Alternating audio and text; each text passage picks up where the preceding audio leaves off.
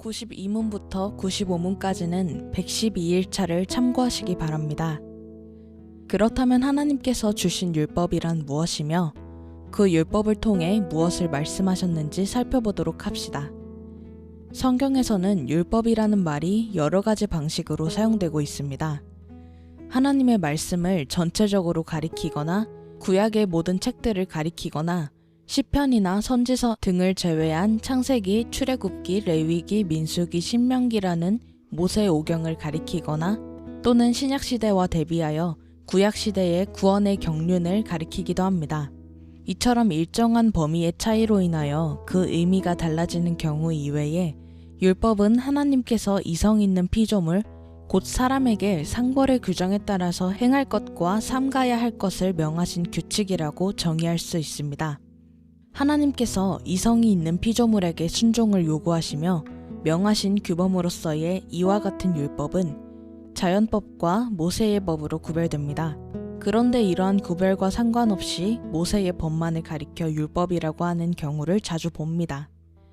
그것은 앞서 말한 것처럼 성경에서 율법을 말할 때 그것은 구약 전체 또는 모세 오경 등을 가리켜 말하는 경우가 많고 흔히들 이스라엘 백성들에 주어진 것으로서의 율법을 가리키기 때문입니다. 그럴 경우 하나님이 이성 있는 피조물이 행할 규범으로 주신 넓은 의미에서의 율법이라는 자연법이 있고 좁은 의미에서의 율법, 곧 모세의 율법이 있습니다. 이렇게 둘로 구별됩니다. 자연법이란 사람이 본래 순종하도록 정해져 있는 도덕상의 의무를 담고 있는 규칙을 말합니다. 하나님의 진노가 불의로 진리를 막는 사람들의 모든 경건하지 않음과 불의에 대하여 하늘로부터 나타나나니 이는 하나님을 알만한 것이 그들 속에 보임이라. 하나님께서 이를 그들에게 보이셨느니라. 로마서 1장 18절에서 19절 말씀.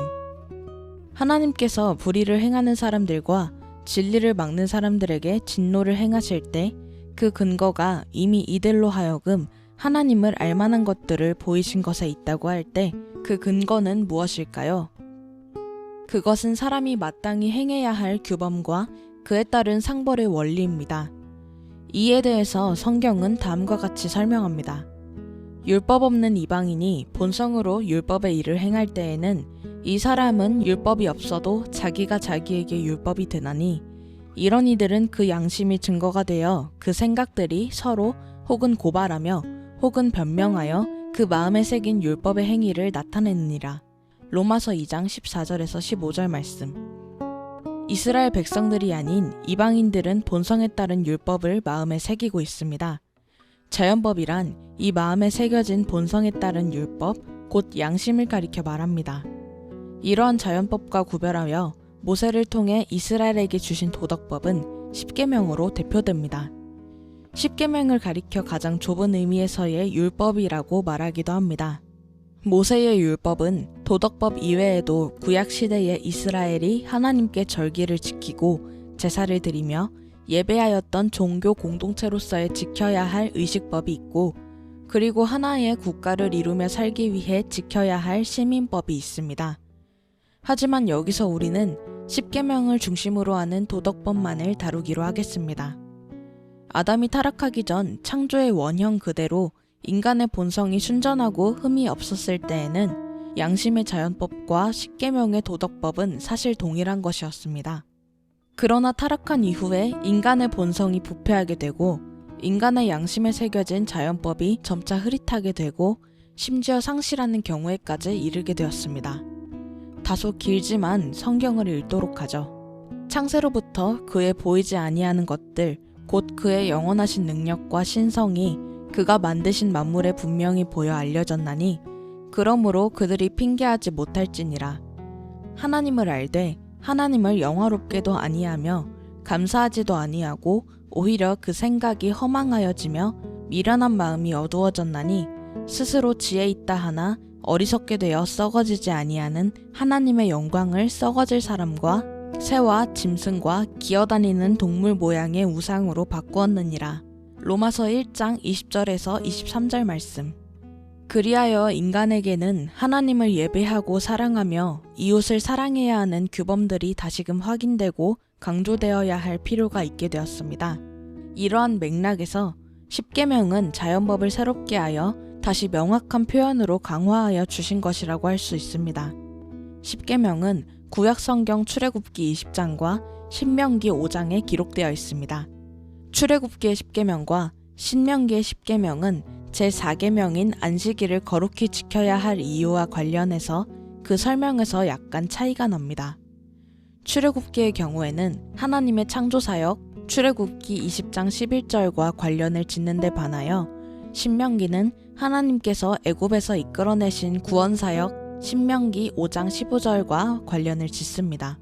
그러나 이러한 차이는 출애굽기와 신명기 모두 나는 너를 애굽 땅 종 되었던 집에서 인도하여 낸 내 하나님 여호와니라고 출애굽기 20장 2절 말씀, 신명기 5장 6절에서 말씀한 십계명을 주신 배경 설명에서 해소가 됩니다. 출애굽의 구원 사건은 타락하여 상실한 안식을 다시금 회복하는 하나님의 은혜의 역사이므로 안식일을 지켜야 할 이유가 한편으로는 창조 사역에 근거를 두고 있으며 다른 한편으로는 구속 사역에 근거를 두고 있기도 한 것입니다. 십계명은 말 그대로 모두 10개의 계명들로 구성되어 있습니다.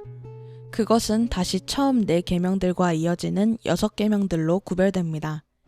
처음 4계명들은 하나님께 대한 예배와 사랑의 의무들을 말하며 다음 6계명들은 이웃들에 대한 사랑의 의무들을 말합니다.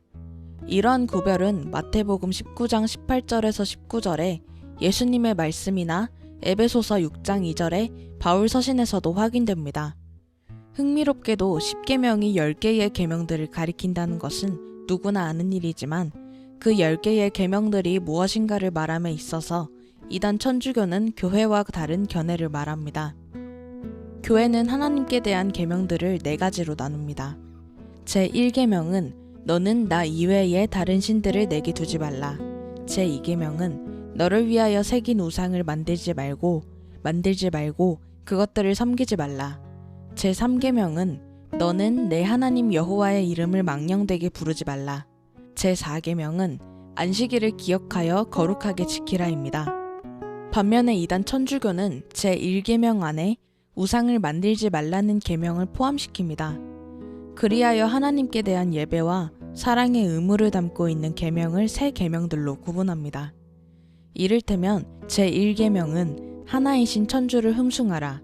제2계명은 천주의 이름을 헛되이 부르지 말라고 함으로써 우상을 만들지 말고 섬기지 말라는 말씀을 빼버림으로써 마리아와 사람들 성상 숭배를 정당화했습니다.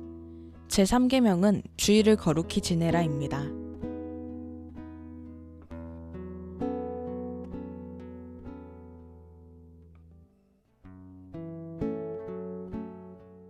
나는 오직 주의 인자하심을 의뢰하노니